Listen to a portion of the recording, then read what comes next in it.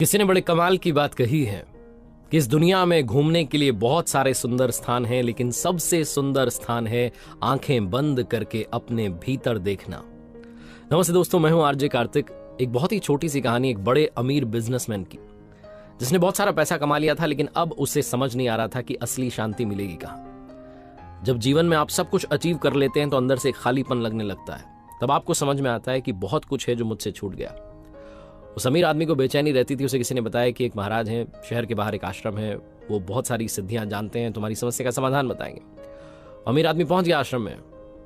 कुछ दिन तक तो उसे उन गुरु महाराज के दर्शन ही नहीं मिले। फिर किसी ने उन्हें बताया कि आपको थोड़ा तपस्या करना होगा, थोड़ा सा आपको आश्रम के जो नियम है उनको फॉलो करना होगा, आप अपने हिसाब से उठते हैं, सोते हैं, जागते हैं। तो 2-3 दिन और उसने उस आश्रम के नियमों में खुद को ढाला और फाइनली उसे दर्शन करने का सवाल पूछने का मौका मिला। तो उस आश्रम के गुरु जी थे, उनसे उसने पूछा कि मुझे मन की शांति कहाँ मिलेगी, मैंने बहुत सारा पैसा कमा लिया लेकिन अंदर से शांत नहीं हूं। तो गुरुजी ने कहा कि बस आपको एक काम करना है, मुझे चुपचाप देखते रहना और कुछ नहीं करना। तो सेठ ने, वो जो बड़ा बिजनेसमैन था, उसने कहा ठीक है। पहला दिन उस परीक्षा का, या जो गुरुजी ने कहा था उस काम का शुरू हुआ। वो गुरु महाराज जो थे उस आश्रम के बीच में कुटिया में रहते थे। उस अमीर बिजनेसमैन से कहा कि आप बाहर बैठ जाइए। गर्मी के दिन थे, दोपहरी थी, तेज धूप थी। वो धूप में बैठा रहा और वो गुरुजी अंदर जाकर के कुटिया में आराम करने लगे। पूरा दिन बीत गया। उस सेठ को लगा शायद शाम में कुछ बताएंगे, कुछ बताया नहीं। दूसरा दिन था, फिर से वो पहुंचा, उनके दर्शन किए, उनसे वही सवाल रखा। उन्होंने कहा बस बता दिया तो मैं चुपचाप जो कर रहा हूं देखते रहो।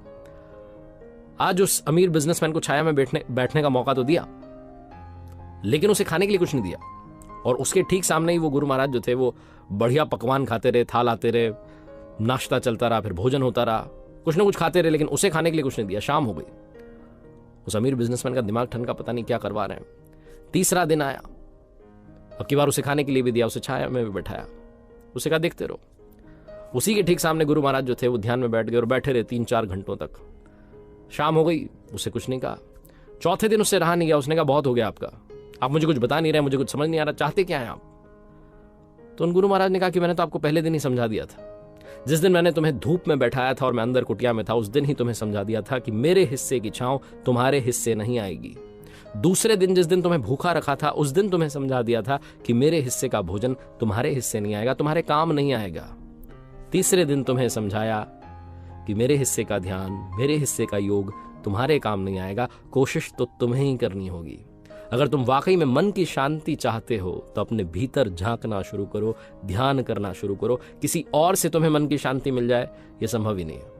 ये छोटी सी कहानी सिखाती है कि लाइफ में परेशानी चाहे जो हो, दुनिया में कोई भी आपको उसका सोल्यूशन नहीं दे सकता, बशर्ते आप खुद उसका सोल्यूशन ढूंढना शुरू ना करें।